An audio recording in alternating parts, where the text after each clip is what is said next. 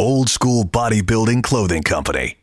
If it's been 3.5 hours since you last ate protein and now you're starting to freak out, you are old school. If watching someone sit on a hammer machine for 5 minutes between sets playing with their phone pisses you off, you are definitely old school. OSBBC.com for the hardest training athletes.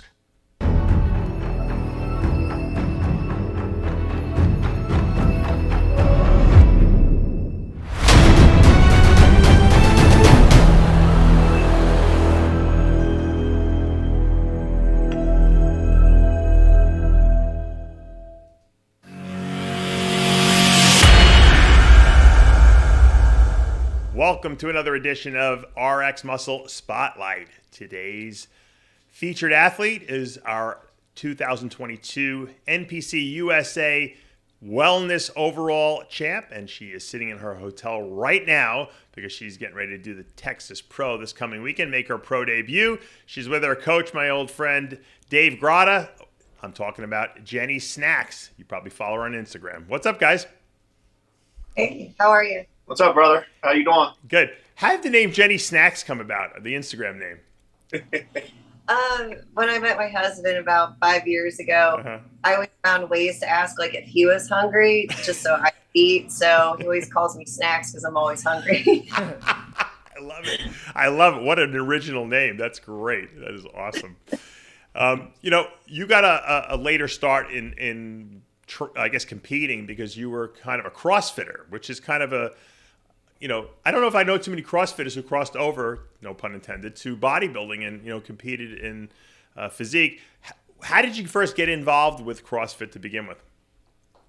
To be honest, I left an abusive relationship with my ex-husband, and I wanted to find something that made me feel stronger so I would have a backbone. So I joined a local CrossFit gym to get a little bit stronger, and I met some great people, great community of people, and I felt mentally stronger, physically stronger, to say that no man could feel stronger than me ever again. So that's how my fitness journey started. I take my hat off to those CrossFitters. You guys, I look at what you got that they do, the stuff that they do, and I have a few clients of mine that are CrossFitters, and I'm like, I don't know how you do it, because it's like a combination of like endurance with heavy weightlifting. It's like this. So many different disciplines that are totally incompatible with each other, yet there are people that are great at all of them. It's unbelievable. Yeah, you have to be good at everything for CrossFit. Yeah. Gymnastics, Olympic weightlifting, endurance, you got to do it all. Yeah. I'm sure you've seen it, but I watched this YouTube special about Rich Froning. Remember? Yeah. You've seen that? He's a freak, that guy. The guy is unbelievable. I mean, I'm sure there's guys nowadays that are even better than him, but the stuff that he was able to do was just crazy. And he looked like he was a bodybuilder too. I know. And his 4-person team just won the CrossFit Games, I think, this past weekend. Oh, they did? Oh, that's pretty incredible. And so, yeah, he's the GOAT. He's the greatest of all time, no doubt. All right. So why leave CrossFit? Because it seemed like you were good at it. You loved it. It was, I know a lot of people, it's like a whole little, it's like bodybuilders where we have our own little cult. The CrossFitters have their own little cult. How did you leave there and come to bodybuilding? It is true. Like, they are two separate groups, but leading up to a partner competition with my friend Crystal, we're training for about 6 weeks leading up to it, and you really have to hammer in your endurance. And that weekend at that competition, there was a trail run as part of one of the workouts, and I just felt so gassed and I couldn't breathe. And I was like, my God, I should be in better shape than this. Like, I've been prepping for this. What is wrong with me? The whole rest of the day competition, we did like our clean ladder, everything. I just couldn't catch my breath. And then a couple days later, when I went back to the hospital to work, I was an x-ray tech. Right. I noticed I had some chest pains on my right side. It just got progressively worse. And go figure, it was Halloween night at like 3 a.m. Oh, no. Just started stabbing pain in the right side of my chest. Right. I couldn't breathe. I couldn't call out for help. Went to the hospital. They did my blood work, and they found out, they're like, you have a clotting issue. We need to get you up to CT immediately. Holy crap. I had a pulmonary embolism, which is blood clots on both of my lungs. Wow. And it caused an infarction on my right lung. So I only have 70% function in my right lung. You could have easily died from that. I mean, thank God you went to the hospital. Yeah, the doctor said if I wasn't in such great shape, I probably would have died. So they said you doing as much CrossFit as you were probably saved your life. They said if you were elderly or obese, you would have died. Yeah, because you were able to extract more oxygen out of your blood. Yeah. Right. So. And it was a fight for a good 6 weeks to just be able to just walk down the steps in my house, just be able to sit upright. I was worried if I could even go back to work just to make a living.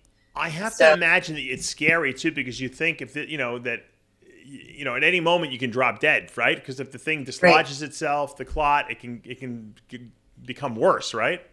Right. So they were worried for like the next year or so if I would throw another clot just because my levels were so high. So I tried to ease my way back into CrossFit, and I did do one more competition the following year with a friend of mine. I was like, partner competition, we'll just make it fun. And my cardio output will just never be the same. Right. I just can't function. So I was like, all right, I think it's time to just hang it up and just let it go. And then COVID happened. So there were no more CrossFit competitions anyway because of COVID. Sure.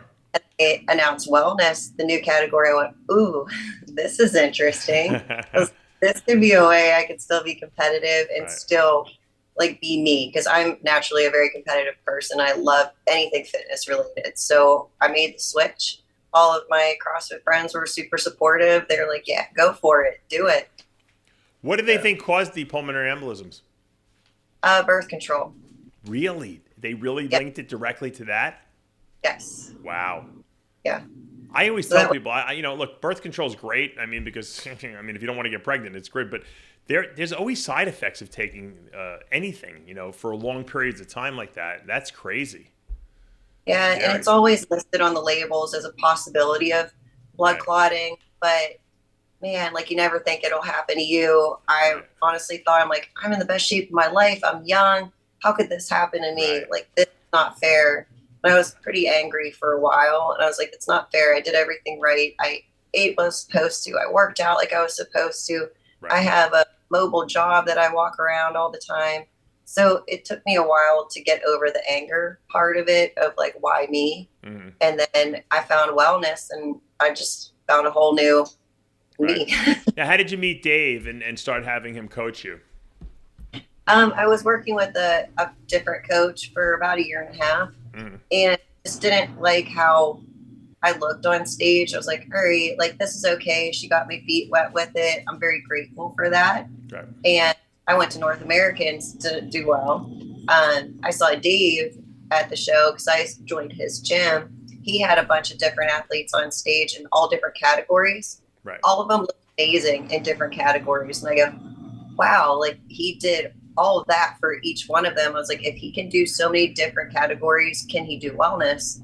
So I finally approached him at our gym. I was like, hey, do you mind trying a wellness client? He's like, absolutely, let's do it. And I was like, done. Let's start it. Hold on, I don't mean to interrupt, but Dave, isn't it funny how when girls come to you and ask you, can you diet a bikini competitor? I tell everyone the same thing. I'm like, it's the same diet. I said, you got to lose fat. That's all. There's nothing magical about the exactly diet, right? You just gotta.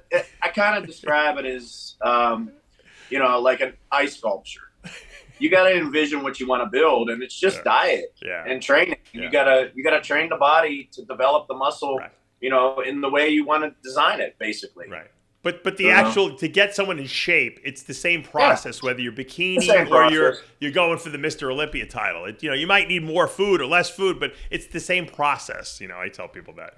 Exactly. It's the same thing. Everybody might do it a little different. Yeah. That's why you can't have too many spoons in the in the soup. But at the end project, at the end, the final result, you can get the same result from any coach. Well, that's why I tell people. I said, I respect the hell out of every single division, because every one of those competitors, whether it be bikini or men's open, are dieting just as hard because they're all trying to strip away the fat on their body. And it's the same process and it's the same suffering that's involved, Yeah. Especially with her because of her past health issues, we kept the cardio very low. Mm-hmm. The last 3 weeks, she hasn't done any cardio, and her conditioning's on point, so the diet was key with her, right? and she did everything absolutely perfect. Whatever I said, no questions asked, because obviously she trusts me. Yeah. You know, this day and age, health is first, man. Yeah. There's absolutely. no trophy. There's no trophy. There's no, there's no money worth losing your health like what's going on. Absolutely. In this world right now. So, everybody's got to be super careful. The diet's the key, man. Yeah. Was her metabolism, and Jen, you can answer this. Do you think your metabolism has improved from all the years of CrossFit? Because I know when I went from long distance running in college for 5 years, and then I went to bodybuilding, it was like I had like another level of metabolism above everyone else's for some reason that was still there, that never left, Yeah, it was always pretty high, but ever since linking up with Dave, he knows my body 100%. So he knows how to trigger my metabolism to make it fire up even more. Yeah. And I'm blown away with how much it's even improved since doing CrossFit. So like he said, the last couple of weeks, we haven't had to do much cardio because my metabolism was through the roof, because he knew how to manipulate certain foods, and it just worked for me. Right. Now you won the USA overall in wellness. Was that a shocker, or did you feel confident going in there that you were going to take this show, or was it like, well, let's just see what happens? We went in to win. I mean, you always go to win. It wasn't a let's just see what happens, but to win the overall, I think we were a little shocked with that. I definitely had so much fun at finals, because like, all right, the work is done. Let's just put on a good show and see what happens. But God, it was such a great experience, and we were all just so overjoyed. We were all crying, tears of joy. Yeah, no, that's I mean, there's nothing better than winning the overall at like a major national show like that. Maybe Tyler can put up some pictures of you on stage at the USA. Those were some amazing pictures, and you got some really good glute development. Are you bigger now than when you were doing CrossFit? I mean, did you add a lot of muscle since then, or was this muscle there when you were doing the CrossFit? I had a little base, but with CrossFit in the gym I was at, we were very gymnastics heavy at this gym. So I had a big upper body and a big core. And when I linked up with Dave, we basically had to completely recomp my body. And he trained my legs so hard. He said, I'm going to train you like one of the guys. I said, sure, let's do it. He said, it's going to be painful. I said, it's fine. I'm used to pain. So we did have to take a good, 8 months to just like really recomp the body, bring down my upper body, bring down my waist, and just build as big of legs and glutes as we could. Yeah, we literally did not touch our upper body for a good 3 to 4 months. Oh, really? Wow. Okay. We doubled the size of the lower half. Going into USA's, we knew we were good. Right. She's got the X factor, for this class. Her genetics, you can't get that, right, by working. No. Those glutes, I was going to say, any girl who asks you what you do for your glutes is just, it's a stupid question, because you probably could do anything and they're going to, that's just your shape and the size is just there, right? I'm assuming. Yeah, I mean, everybody can build their glutes, but the way they grow, it's your genetics. Yeah. So you can grow big glutes too, but your shape isn't going to be the same as mine. Yeah. Dave's isn't going to be the same as mine. So everybody has a different genetic structure when it comes to building. I got to throw it out there just because when I look at your physique, and you're telling me you didn't even train upper body for 3-4 months. I mean, she probably can be a really good women's physique competitor if she wanted to. I mean, if her upper body came up a little more, and you said it was bigger anyway, is that something that you'd ever consider doing? Oh, we've talked about it, like just joking. I was like, oh, maybe we should. No joke. I mean, you're good. But you're really good. I mean, you got muscle on your upper body. You're not skinny. These big wellness girls at the pro level do not have the muscle you have, on your upper body. I know, but I honestly love the wellness category. I love the sass of it. I love the flow of it. And I love building a big lower half. So that's my favorite part. Even though my upper half looks good. You wouldn't have to get smaller in your upper body. You just have to get your your lower body. You'd have to just get your upper body a little bigger, but that's crazy. Yeah. All right. So you got the Texas Pro coming up. What made you pick this show as your pro debut? Well, go big in Texas, right? Go big or home. We wanted to prove our worth because we want to do the biggest national show. We did USA's. Yeah. Now let's do one of the bigger pro shows to really prove our worth in the pro leagues, to show that we're here to compete and that, we're going to make a statement. Yeah, and let's face it. You could have done Tampa, but, a lot of people don't realize you have a real job. Like, You have, what do you have, like 10 degrees too, right?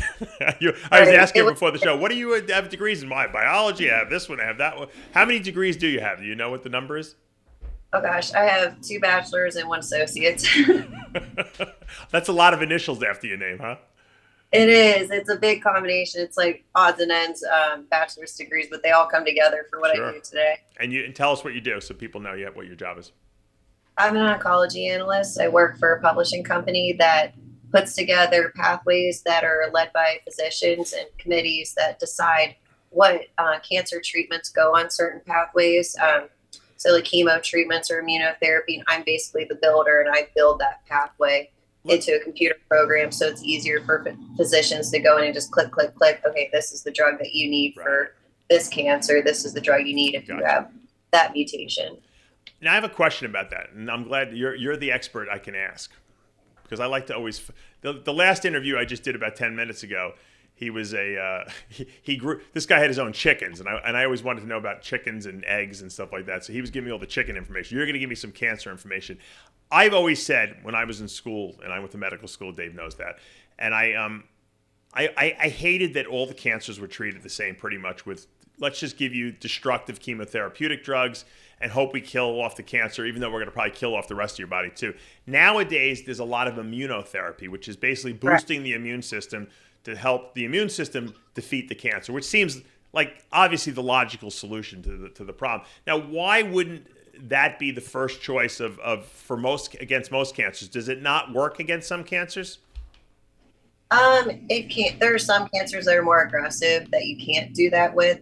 Immunotherapy, that's tough. Like, because when you're taking chemo drugs and your immune system is down, that's when they do give you a little bit of immunotherapy. It almost makes you feel sicker, but it helps your body. But right now they're really getting into gene mutation blockers.